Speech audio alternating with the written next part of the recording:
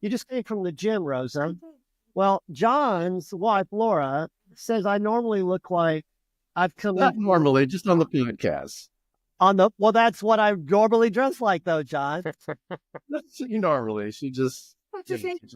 So Kristen thinks that dressing up is just a New Year's resolution, when in fact, I'm leaving the COVID era behind, Rosa. It took a few years. What do you think, John? What's the chances of this holding up? I think it's good. This was your look for the longest time. I think it looks really sharp. It looks great. I'm thinking. No. It sounds like water is pouring into the podcast, John. It does. Do we have a leak? And John, we do have news. Rosa is my fiance. What do you know? I think that's fantastic, and it doesn't surprise me. It's Congrats. a long time coming. Oh, thank you. you. It's like a ventriloquist act. I'm moving my lips, and Rosa is speaking for me. A long time coming. The first time, Rosa, that I was wondering what to do on the weekend, I called John, and John said, you should get engaged. Yeah, that was what he said. Yeah. Yeah. His words. As soon as he met you, that's the woman. Well, we're here with Preston to kick off the year. So, John, maybe we should get to the 988 Lifelines podcast. I think we should. All right. Let's do it. Welcome aboard Lifelines with David and John, your guide to charting the transformative course of crisis intervention and the game-changing 988 Lifeline.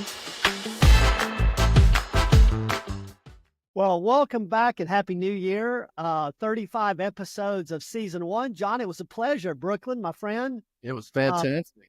This year it's going to be even better, Dave. I think so. I have a good feeling about it. Kristen and Karen were terrific last year in setting up our first season of the Lifelines podcast. I went back and watched an episode of Preston, our guest today, on Travis Atkinson podcast. I didn't realize he'd been doing a crisis podcast since 2020, John, maybe even a year before that. Wow. So we've gotten carried away with the wave. Jason and Travis Kelsey inspired everybody. If those two guys can do a podcast, then we can. Absolutely. That was one of my favorite memories of 24. Brian Mashara says, everybody's doing a podcast now. Well, but he was on our program. He was great. Yeah, and he seemed to do it so happily after complaining. But we're going to do it again this year, John. We're going to go to the vault, visit the history, but more importantly, we're going to talk about where we're at and where we're going and the vision of crisis care that feels like care to everyone, available to people in need. And we're going to do that with the nation's best, people like our guest today. So, John, tell us about Preston Looper, Full Tilt Strategies, and the work that our amazing kickoff for 2025 will bring us. Well, David, I am so delighted to have our friend Preston with us today. Preston Looper is the CEO, founder. He's the guy at Full Tilt Strategies. He provides consultation on the full spectrum of crisis care, whether it's helping public or private health systems leaders build better crisis hotlines, mobile crisis services, co-response, or jail diversion services.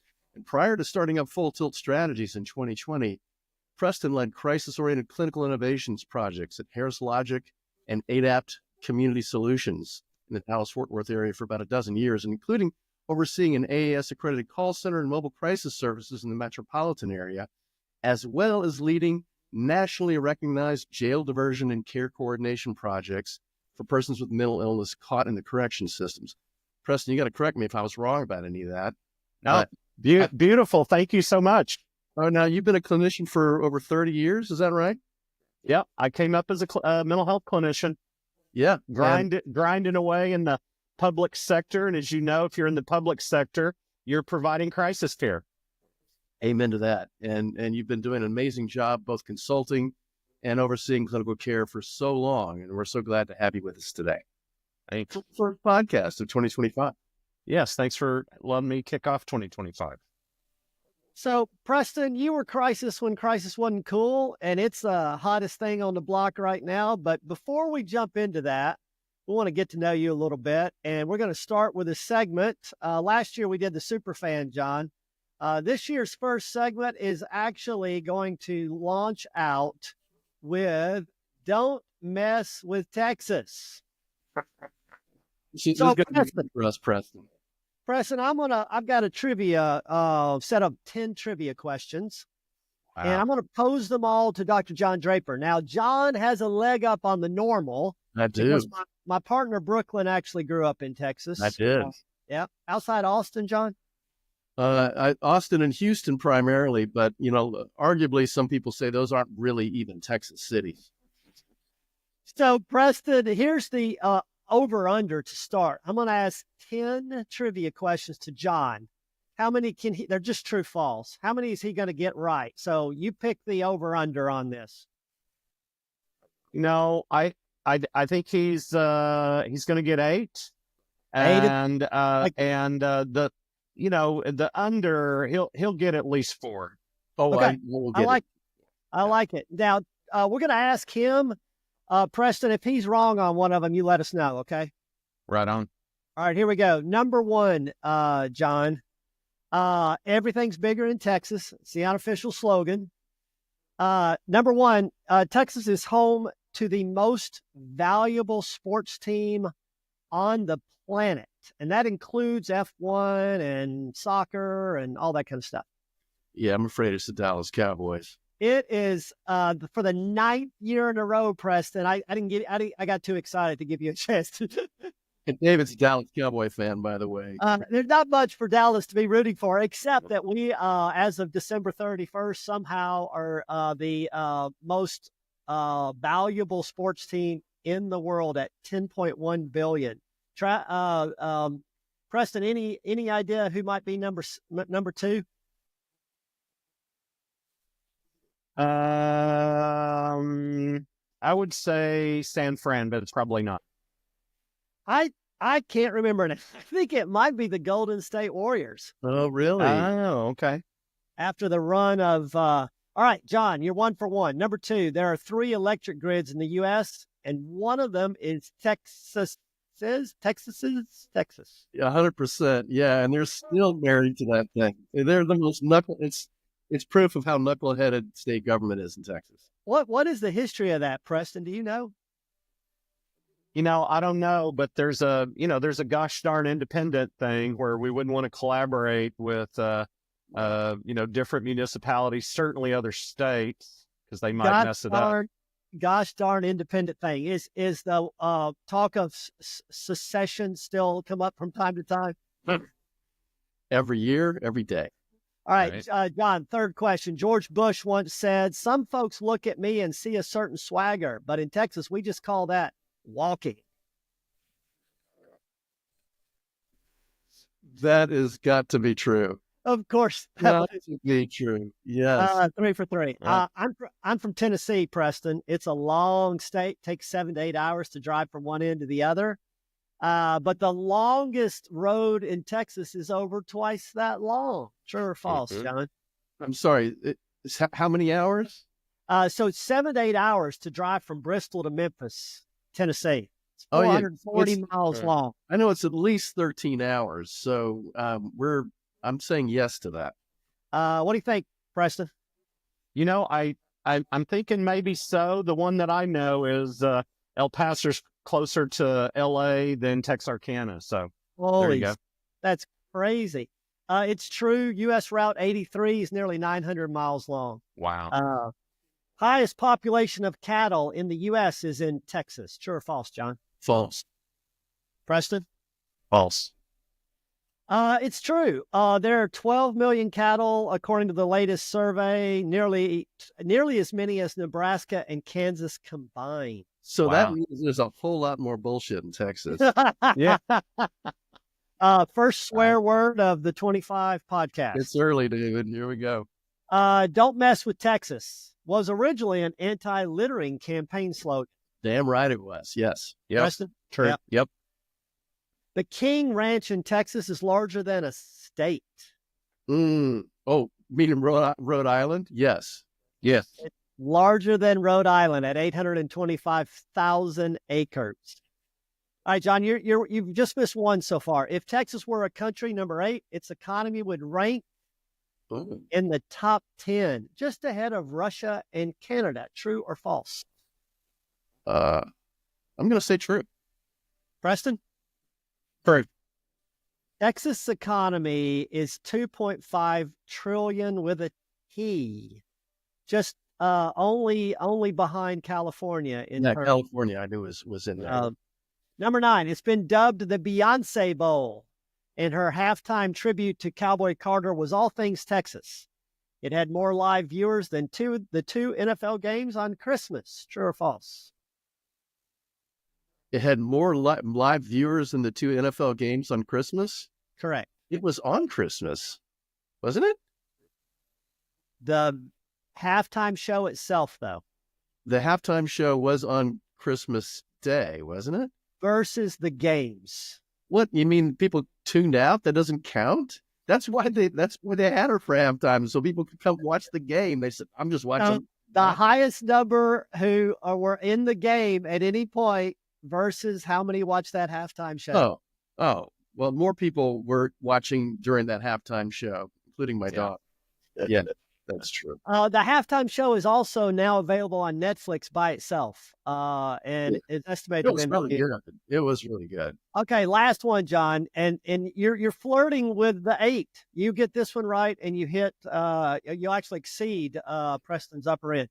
Texas is the only state that can fly its flag at the same height as the U.S. flag. They're not allowed to do that, no. But they're gonna break the law and do that. Absolutely. You know, in Austin, the Capitol, they said they weren't allowed to build the Capitol as high as the U.S. Capitol, so they did it 1 foot shorter. Preston, John says they cannot fly the flag as the same height as the U.S. flag. What's your thought on that? I don't know about can. I'll say shouldn't. That's the right one. So apparently there's an urban legend that Texas is the only state that can fly its flag at the same level. The truth is every state can fly its flag at the same level, John. Oh. Okay. So, but Texas was an independent republic in the 1800s. It was indeed. So, Preston, were you born in Texas or did you make it home later on? You know, I was born in Southwest Oklahoma, and after I got out of university, this was, the economy was tough, and all the jobs were in the Dallas-Fort Worth area. So followed a lot of friends to this area, and so started here. And David, just one more piece of trivia. And Preston, I'm sure you went to elementary school in Texas, did you? No, in Oklahoma. Okay, Oklahoma. Yeah. Well, so in Texas, in elementary school, maybe as long as middle, I think it's just elementary school. We not only started the day with Pledge Allegiance to the flag of the United States, but also a Pledge Allegiance to the Texas flag. No, you did not, John. We did. How does it go? Goodness. I want to hear it. I have a block. You have a block. I have a block. I mouthed the words to that every time. They couldn't tell whether or not I was actually saying anything. Preston, is this this sounds like another urban legend. Can you speak to that? Well, I can speak to it. And, my kids were elementary school age when we returned to Dallas-Fort Worth from the Colorado area. And they had to learn the Texas Pledge of Allegiance every morning. Well, that brings us to the point of the episode where we talk about our sponsor, John, and a pledge of allegiance to the Behavioral Health Link crisis software platform. Yeah. Which brings us this episode today with Preston. John, tell us a little bit about the 988 platform. Yeah, and I know our guest today is very much in support of the kind of work we're doing because Preston's got the same interest we have in promoting innovative technologies that improve mobile crisis and other services. And Preston also shares our experience as a clinician who's dedicated to best practices in crisis care. Behavioral Health Link's GPS-enabled mobile crisis response dispatch software assures that the nearest mobile workers can respond to people in need, no matter where they live.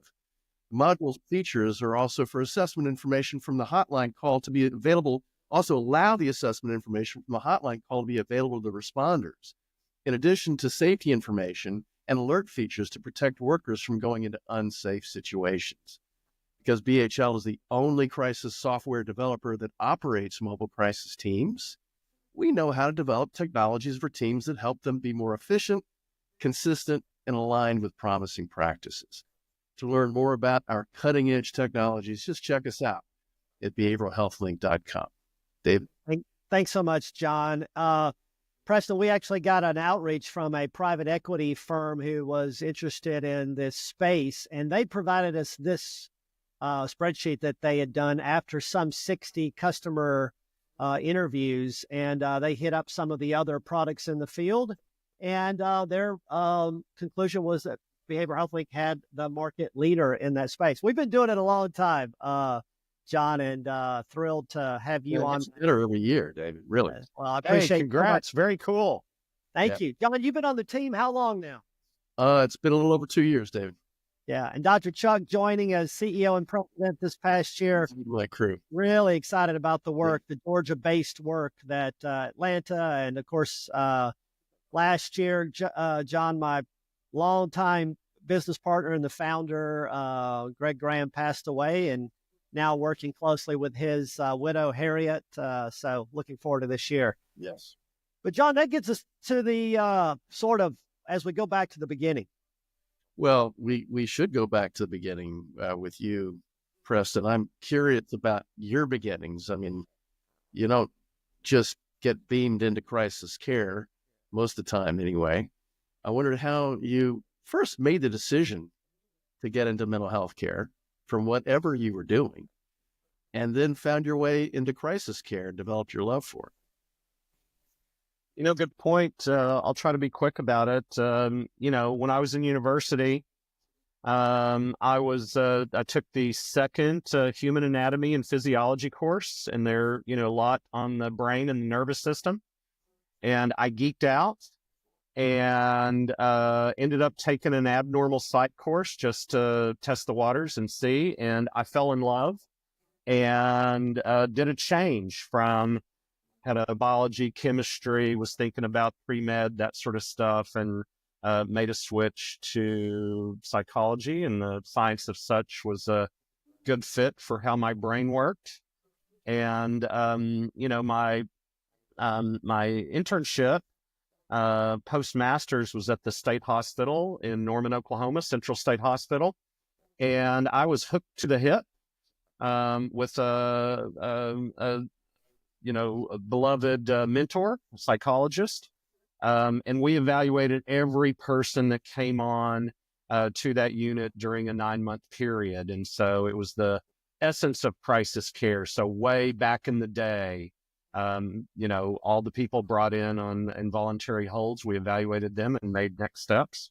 And then, went to Oklahoma and went to Texas and, did a couple of things and worked at a community mental health center and, ended up running the mobile crisis way back in the day. This is I did my master's treatise on an IBM Selectric, and then kind of like y'all, ended up, being a clinical lead for a tech company, and began crisis care work, literally responding solo to sketchy situations with the pager and, payphone at the 7-Eleven. That's how I began. And, just the trajectory continued to follow and, just kept plugging away and eventually, discovered I knew a little something. And I, has always been interested in how things work, almost kind of from an engineering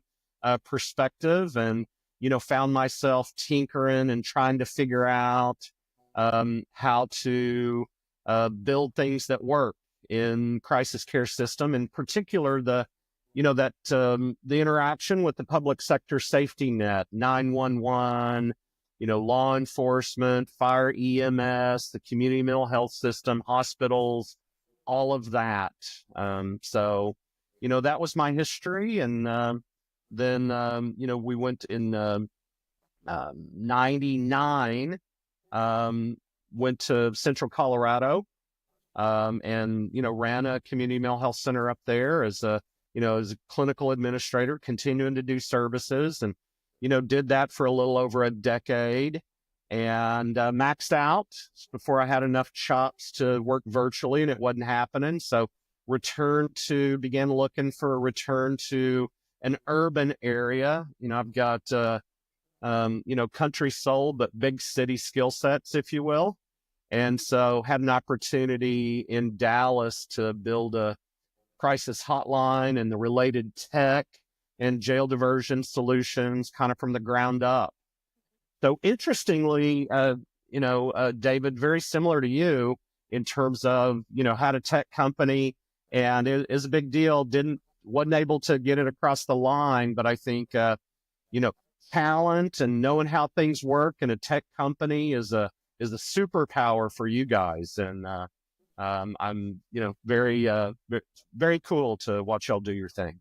Well, Preston, that's so kind of you. And look, we had the good fortune to be in such an innovative state as Georgia, and also to have the influences of Hurricane Katrina, John, and some of that background. Preston, you referenced the pager. And oh my God, John, you carried a pager, I'm assuming. I did.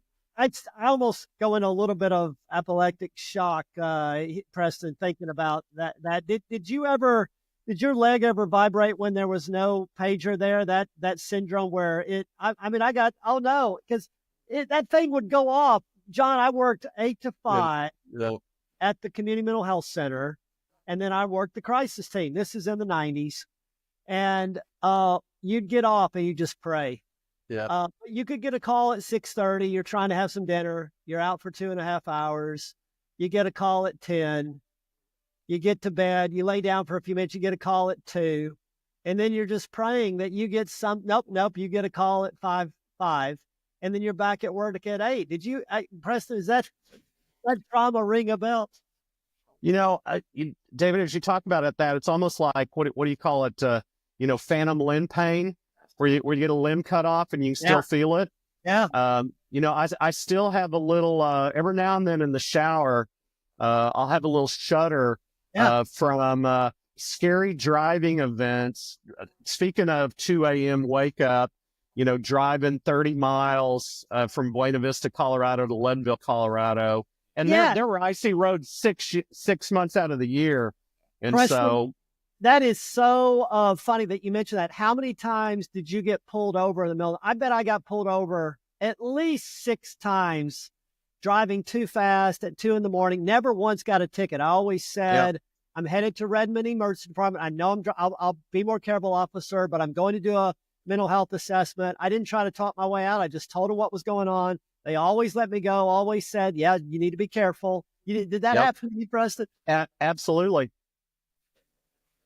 Total road warrior.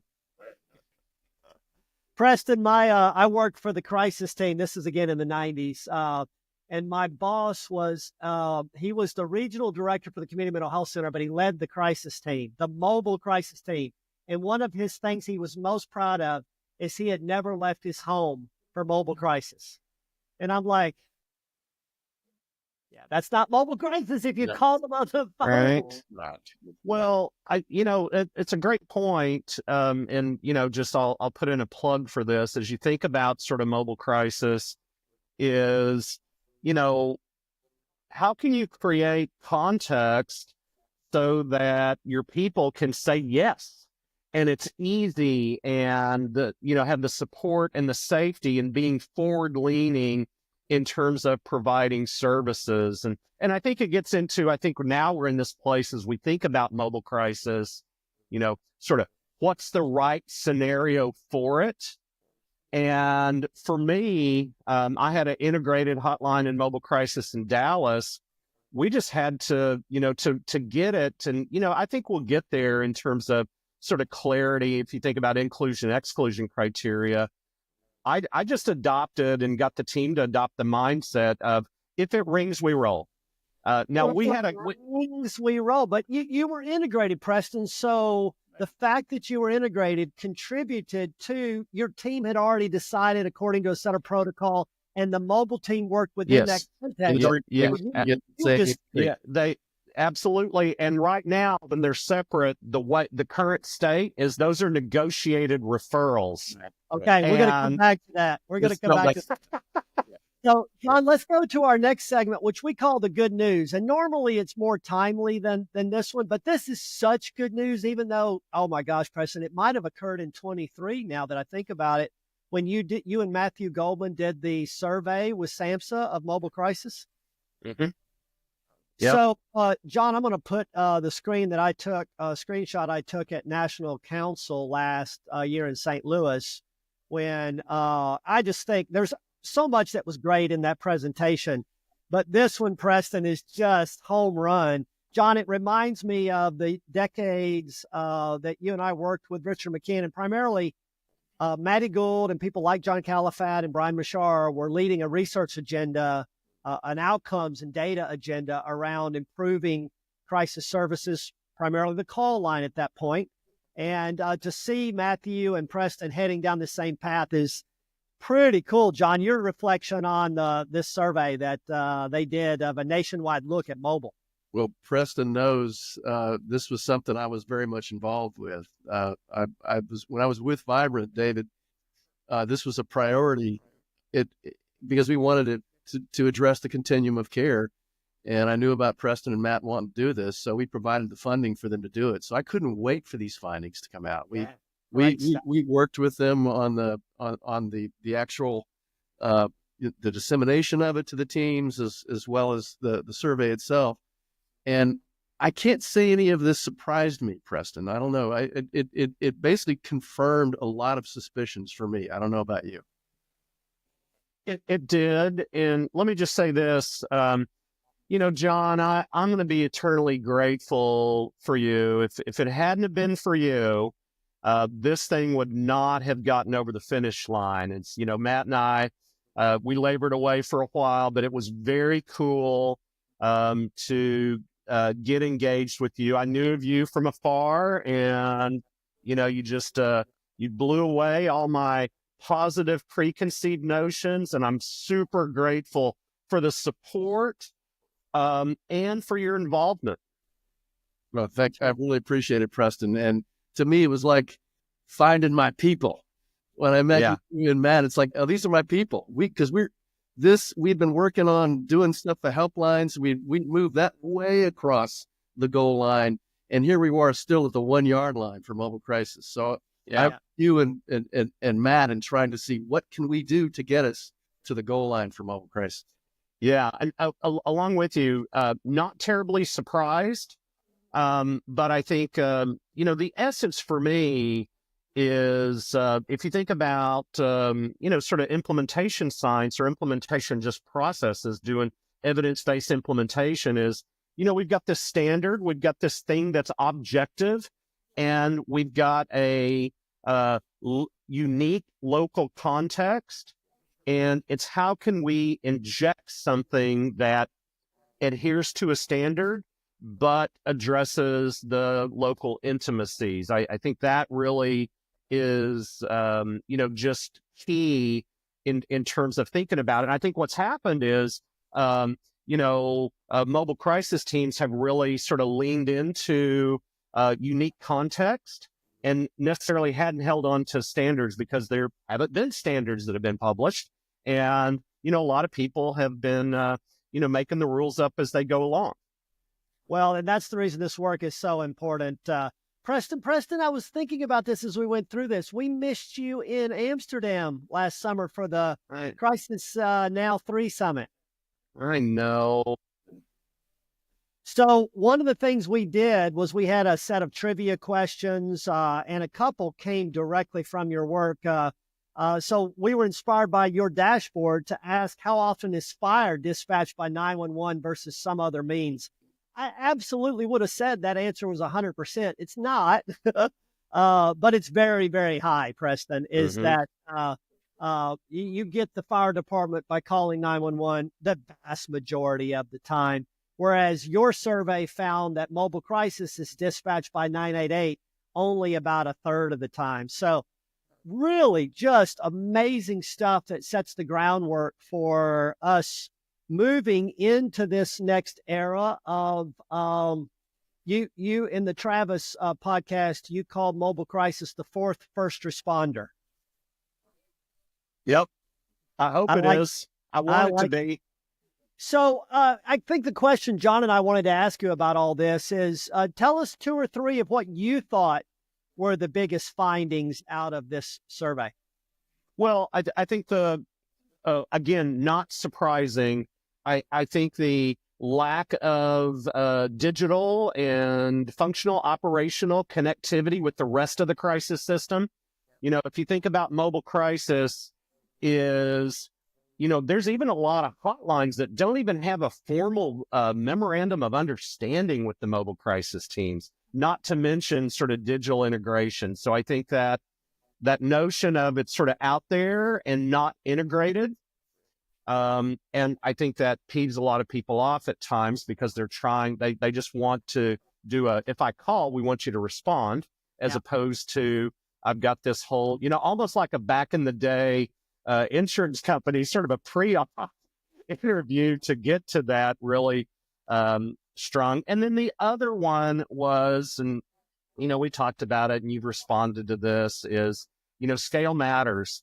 And the number of mobile crisis teams that don't have scale, either because they're not part of a larger organization, sort of integrated with the hotline or integrated with a crisis receiving facilities, and sort of getting over that sort of minimum threshold of 12, the number of mobile crisis teams that had fewer than 12 total staff, executives, sort of supervisors and people. It's kind of like, what is it? I guess, David, it's a kind of a back to the future in terms of people are still kind of on the ragged edge, working their regular shift and then being on call. And, there's very few places that have really done the investment that's necessary to allow mobile crisis to stand on its feet, like we would with 911, like we would with law enforcement, fire, EMS, or even, sort of emergency departments. And so I think it's still little and young in that regard. Yeah. John, I'd like to call an audible here, if we could, and reorder a little bit based upon what Preston's talking about. And to do that, John, I'd like to do some incredibly true tales of behavioral health link. What do you think, John? Well, I mean, it's happening. And I'm not sure that these are going to be true. So just wait for me to challenge that. Not true, but incredibly true. Okay, incredibly. Well, okay. Incredible means it's hard to believe. Okay. Okay. So this is the downtown Atlanta. You can see the Georgia Pacific building up at the top on Peachtree Street. But I love this Jesus Saves sign, a lit up neon sign right on this Bethel Baptist Church right in downtown. Now, at the time I was here 25, 30 years ago, they didn't have the, and I'm blanking on his name, Lewis, Congressman Lewis, mural that was across the street there. Yeah. Amazing. But Preston, operated starting in 2002, we took over the 40-year-old Fulton County Crisis Line. That was the first thing that we did as we started up Behavioral Health Link. We had an office that was about 2 blocks from here. And we answered the single point of entry, which was the crisis and accident line for Fulton County, and then Clayton, and then statewide, and et cetera. But when we began on October 2nd of 2002, that Fulton County line had been answered since 1966. But when we began, mobile crisis was operated by a different organization, John. It was operated by FCCSS, the Fulton County Collaborative Crisis Service System. And Kyria Fayez and her team were in a building right next to the Jesus Saves Tower. And I went there once a week to meet with the Central State Hospital, Preston, named the exact same thing. We had multiple Central States, but we had one in Atlanta. We had the Grady Hospital leader and the mobile crisis leader and a number of others that would meet. But we would make a referral to mobile crisis because we had assessed that this is more than we can handle and support over the phone, that more services, more support in person assessment and intervention was needed. So we wanted the fire department to roll. There's a fire. Let's roll.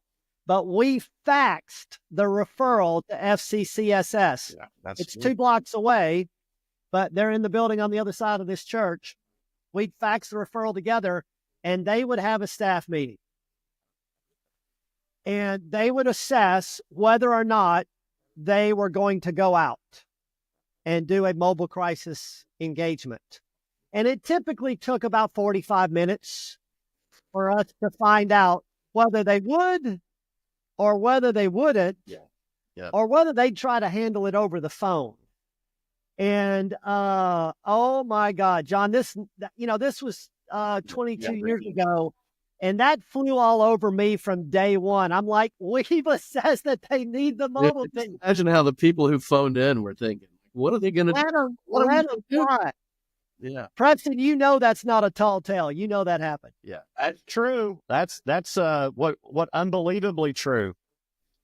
So that brings us into our trivia question for the day. This is our formal over-under, John. And John, we got to tweak this for 2025 because I've now been using over-under a couple of times. But City Skylines is a video game where you build communities. Yeah. I've never seen it before, but I came across it because I was looking for something on ambulance coverage. And on Reddit, I found the thread where people building these communities were finding they couldn't get the outcomes they wanted because they didn't have adequate ambulance coverage in the video game. And this person was like, how do I get enough coverage to make sure I can respond in 8 to 10 minutes? Otherwise, the health outcomes plummet, and then that has an impact on downstream. And but the bottom line is, when we started this work in the 60s and 70s, 911 would get answered, Preston, and ambulances were unique to the community. What do I mean by that? Some communities leveraged the coroner's vans, hearses, police cars. Some had something around an ambulance. Some didn't have anything at all. It was all unique and customary. Today, we have the supports for an 8 to 10 minute response in most urban areas, a 14 to 15 minute response in rural areas. John Draper, how many ambulances are active in the U.S. today? That's the over-under. And Preston, he's going to pick a number, and you're going to tell us whether he's high or low. Oh, the actual number, David? Give me that number. So when that first 911 call was answered in 68, John, my guess is there were, handful of ambulances nationwide. Yeah. How many are there today, John? Wow. Oh, this is going to be look, in 2024, you were really good at these. You just problem solved them through. Well, but there's I don't have any data to work with. So it is a wild guess. So you want me to give you there are some 30 million EMS responses annually. 30 million EMS responses. Oh, that's helpful. That is helpful. Okay. And let's assume that there are, for each, of course, that's 30 million for the entire year. Yeah, for the year. All right. Oh God, that's. All right. I'm gonna say there. Preston, if you feel like you have a guess, Preston, normally I put the pressure on John and you pick the over under. But if you have a number, we'll let John do the over under. I'm gonna say 10,000. 10,000 is the number, Preston. Higher or lower? Oh, way higher than that. Yeah, what do you think, Preston? I'm thinking more like 250, 250,000. So this is the best I can tell, and it's not exactly clean, but the National EMS Assessment, similar to what you did for mobile crisis, but the last time I can find it is 2020, and they did a survey with almost 90,000 EMS vehicles, which, John, includes 1,500 helicopters. Oh, wow. Yeah, I was thinking 100,000 little closer, but Yeah. That's funny. I work with the fire departments, and they love them some helicopters. That is faux sure. So about you got to have it. a good 85,000 vehicles, and that Okay. does not include the embedded EMS and fire. There are another at least 20, 30,000. So we've got well over 100,000. So Preston, Yeah. your 250 was not way off. I haven't seen a 2024, but we're talking over 100,000 vehicles that are spread throughout the country, and with the design to ensure that we have the capacity for responding to these needs. So Preston, that content was later in the program, but I wanted to do it now because of your focus on scale matters. Mhm. And for us to have the response for people in need, we're going to have to invest in these more traditional community-based teams going out to the person. Absolutely. And, one thing that I see quite a bit is sometimes payers are reticent to allow, sort of the hotline or the receiving facility to also have sort of the mobile crisis. Sometimes payers get worried about having all of their eggs in one basket. But if you think about it, for rural to, get to a place where you're, getting close to urban response times or capacity, it's the average unit cost gets really high unless you're embedded within a larger organization or unless you allow the mobile crisis to get pointed at other things. And I'll just give you a simple example. Sometimes, people, if I fund the mobile crisis, you can't serve jails. You can't go to other places or emergency departments where there's other professionals present. And, there's a penny wise, pound foolish thing that's sometimes going on with payers. And for me, it's like, evaluate them. You got all those encounter records, figure out what people are doing, but, allow, if you've got if it rings, we roll. If you've got a truly a response-based organization like Fire EMS, they're not quibbling. Like if 911 calls, they go. To get to that point, you've got to have the capacity. And going back to the team meeting to process a referral to mobile crisis, that's sort of that notion of that's a dispatch.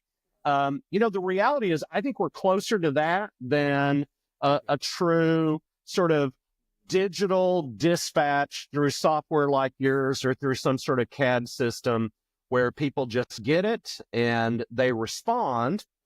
Now, I think the one issue people are talking about safety is, if I got a 2-person mobile crisis team, we can figure out safety considerations en route. When I'm a block away, I might need to make a game time decision that we're going to ask grandma to come out and we're going to take her to the local Starbucks and have a chat in a safe place away from her grandson right now to begin the process. And I think that if you think about it, I think the biggest opportunity is not only getting big enough from the funding, but helping the mobile crisis teams figure out how to negotiate to the yes, how to get a quick yes in terms of the response. But I think, when we're in that place right now where we're kind of going, well, is this right? And, because sometimes the acuity can get so high, the mobile crisis team just goes out and witnesses a bad train wreck going down where they're doing, involuntary holds as the majority of their business. And I don't think I think it needs to be a little further upstream in terms of there's an opportunity to play the three bears, sort of too hot, too cold, just right. And I think sometimes the just right for mobile crisis has been too small. I think it needs to expand in both directions. Yeah, well, Preston, I think you really do emphasize the importance of flexibility, thoughtfulness. It is really person-centered. That if we're not thinking, from the distance, here's what must be done for every mobile crisis call. And I imagine that you run into a lot of rigid, limited thinking in the people that you're working with here and there. They, in consultation, they have an idea of what mobile crisis or crisis services or their system should be, but they look to you because they don't know. And you must run into quite a number of myths and misunderstandings from people that you consult with. What would you say are some of the more common myths or misunderstandings or thought errors that people might have just because of naivete that you like to say, hey, let's think about this? It's around safety. And I think that, and I know you guys have done some cool work in terms of, with Jack Roselle looking at sort of violence and violence risk assessment and that sort of stuff. But I'll just give you, I'll do a, y'all may recall some of the foundational research. Actually, prior executive director for AAS, Lanny Berman, did some initial studies looking at what percentage of mental health professionals, psychologists and master's level folks had a formal course in suicide care.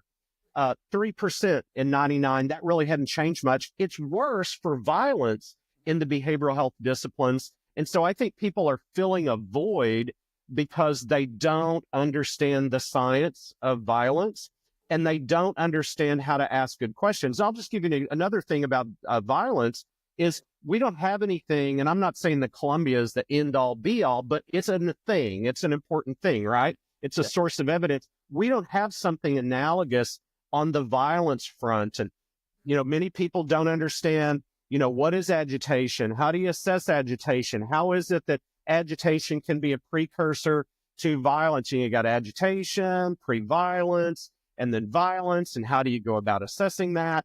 And even if things are a little sketchy, how can we figure out a way to engage the people that need to be engaged in a way that's safe for all? The quick no and all the myths. And I'll tell you, mental health professionals are as bad as everybody. It's kind of like, when NAMI's out, everybody's wanting to say, hey, there's this myth. People with, clinically significant mental health behavioral health problems are more apt to be victims than perpetrators of violence, except for a handful of folks. But that gets thrown out the window when you're up close and personal and people are highly aroused and agitated and you don't know how to assess for those dimensions. And then the other one is that, there's a lot of ignorance about firearms. And, how do you assess for that? And there's some mobile crisis teams out there that will not respond if there's a firearm in the home. Speaking of Texas, you wouldn't provide mobile crisis.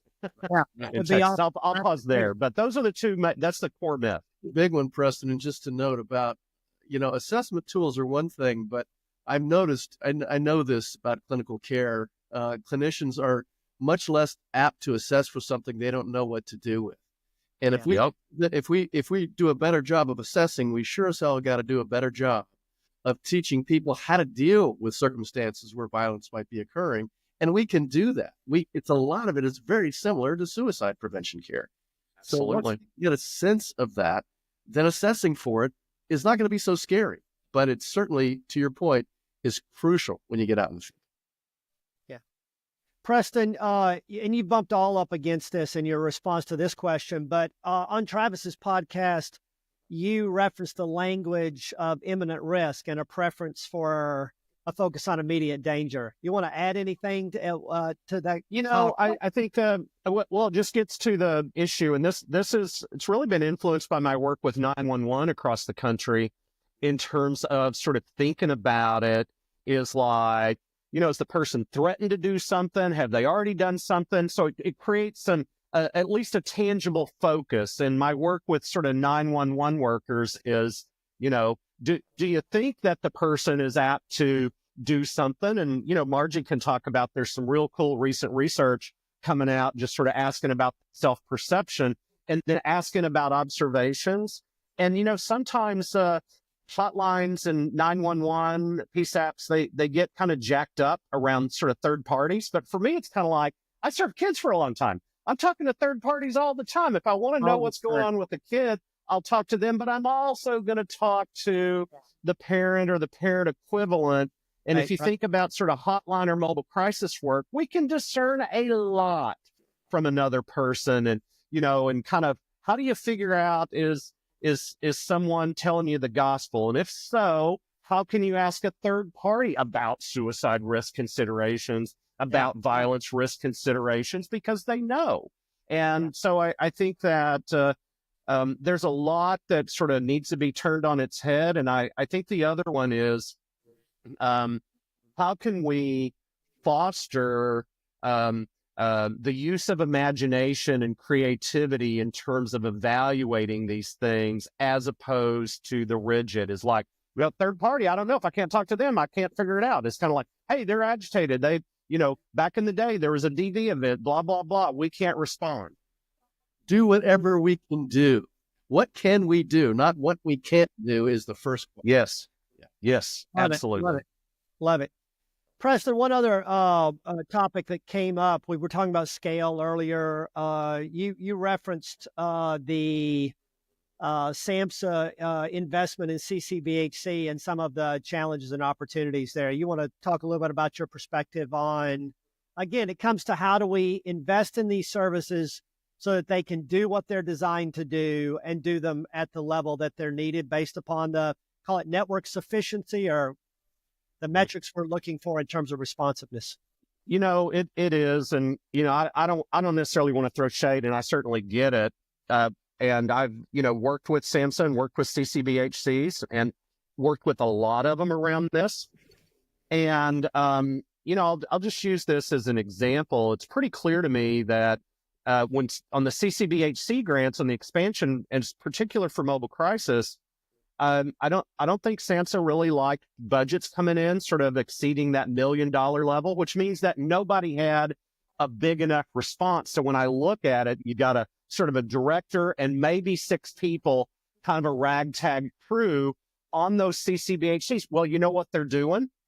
They're not responding solo unless they're a known entity. So they're going out with law enforcement, which is a co-responder, or they're going to schools, or jails. And it's kind of back to the future, David. It's kind of like back on you and I were talking about with a pager. It's kind of like, okay, well, I did that way back in the day. And so I think that, and I was, very, trying to be very nice about it in terms of sort of, pushing a number of folks, but I felt like, I don't know that I would have preferred to have seen fewer awardees and allow people to get big enough to do it for real, as opposed to spreading out so that, each state, and I know that I couldn't imagine on that side, it was a really tough thing. But I think kind of the issue is with some of that,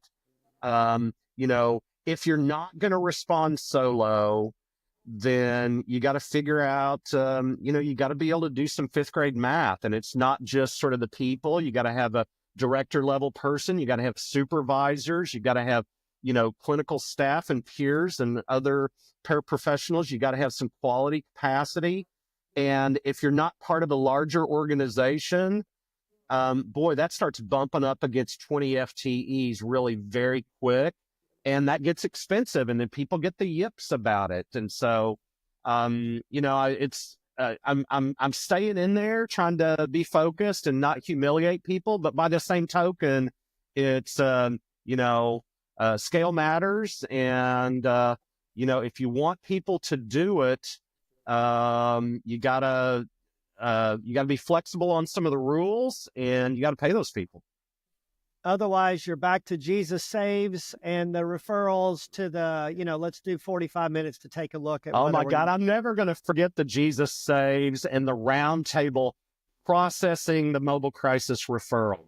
Yeah. So, John, and Karen's just given us a prompt here about closing out our, we're in season 2. We're going to be making up some new stuff as we go along. I think, Preston, what's your call to action? What do you want to see in 2025, or build off something you want people to take away from this episode? Well, I'll say this. I think I think there's a lot of people that are feeling demoralized, and I think that there's reason for optimism in terms of there's already been modest return on investment that's been demonstrated with crisis care. And I think for those of us in that game, we need to keep leaning into value. And value is bipartisan.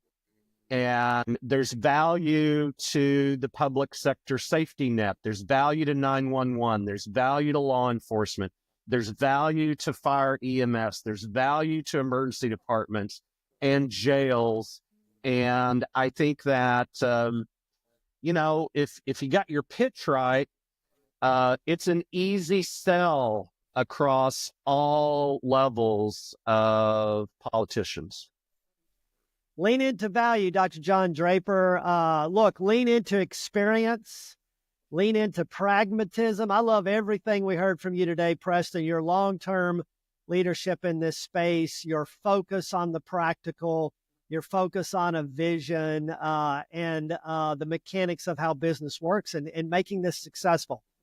Terrific stuff, John. Sure has been, and really appreciate that, Preston. And that notion of value, I want to talk a little bit about in this Plain Truth segment, because crisis hotlines were really able to demonstrate their value. And that's how 988 happened, is because there was evidence showing it was effective. But well, John, look, if this is the way we kick off 2025, this is good stuff. But Bill Maher's got new rules. The 988 podcast has Plain Truth. Dr. John Draper, bring us home. Well, happy to do it. 1989 wasn't just a Taylor Swift album or her birth year. It was also the first year that I completed my postdoc at Manhattan State Psychiatric Hospital, and I joined a Brooklyn mobile crisis team then. We visited people with severe psychiatric symptoms all over the borough who couldn't seek care on their own, and referrals usually came from concerned friends or family. Now, I love that work and spent 7 years there. But nearly 30 years later, after focusing on helplines, it's been fascinating to see what's changed in mobile crisis and what hasn't. Now, from a technology standpoint, things have changed. Helplines have been using software for years and extended access to crisis services through text and online chat services. And mobile crisis is catching up with helplines and using technologies such as GPS-enabled dispatch software. We're not using pagers anymore, guys.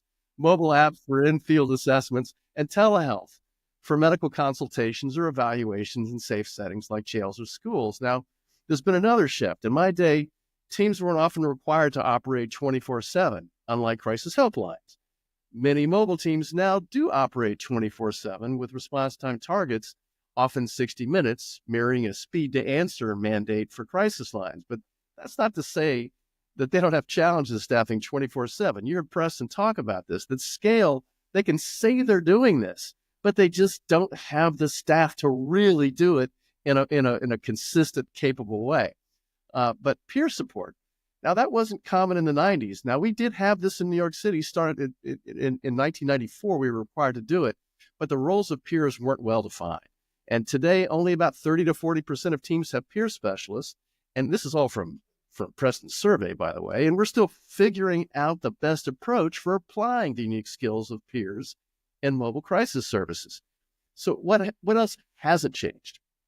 As I mentioned, there's still a lack of evidence-based practices for mobile crisis. We have evidence-driven national care standards and practice crisis helplines, thanks to continuous federal-funded crisis hotline evaluations since 2001. As for mobile crisis service, research on what works is scarce. Most of it's about 20 to 40 years old. It's most of the same information I had 30 years ago. The primary metric remains reducing unnecessary hospitalizations, yet we don't have solid data on which practices, clinical practices, work to keep people out of hospitals. Our Brooklyn team was pretty darn good. In fact, we were the best in the city at keeping people out of the hospitals, partly because we could prescribe meds and we made repeated visits until people were connected to care. Still, sometimes hospitalization was unavoidable, especially when severe thought disorders required long-term support. When the people we were seeing were still going in and out of hospitals, no matter how we tried to engage them in care, well, we referred them to the assertive community treatment programs, the ACT teams, for longer-term in-home stabilization. New York was a leader in promoting ACT programs, and research showed that for persons frequently hospitalized for serious mental illness, ACT teams are highly effective in reducing hospitalizations and also increasing their clients' quality of life and their housing stability. However, when our team referred people to ACT teams, There were long waits. It was like winning the lotto to get in. Today's surveys indicate there's still a severe shortage of ACT teams across states, and we're still a long way from getting where we need to get with mobile crisis team availability everywhere. So we are in our toddlerhood, guys. We know that with 988. We got a long way to go. And while crisis helplines have advanced with federal funding and strong leadership, we absolutely need similar progress for mobile crisis and other crisis services. So with more funding, research, and collaboration, we can strengthen the entire care continuum. And David and Preston, I look forward to continuing this work with all of you. We got a lot of work ahead. David? I know some plain truth, and I love the combination of the practical challenge and history, but the optimism and progress and the hope for the future that we heard so solidly in Preston's discussion today as well. Preston, Full Tilt Strategies, you're doing consulting and support. People in health plans and counties and states, federal government can outreach you to help lift up their work as they move this forward and find that balance of how we can create a system that's more effective. Next week, we're going to be with retired police department in Shelby County, Memphis, Tennessee. Major Sam Cochran is such a champion with CIT. But look, we've got an amazing year ahead. And we're going to keep looking at how we can build on the success that we found in this last couple of years of 988 and start taking that vision forward. For those who have more urgent needs, a call, text, or chat for 988 can ultimately lead sometimes to disappointment in that what happened after that call didn't feel like the support that was needed. And mobile teams are one of the most accessible ways to start moving this whole thing forward, Preston. That can happen this year. And there are communities around the country who are focused on bringing that forward. So we stand ready on this podcast to keep bringing attention to that. Preston, we know you're going to keep doing that work. Join us next time. And until then, stay safe. And we'll see you on the 988 podcast. Thank you. Y'all take care.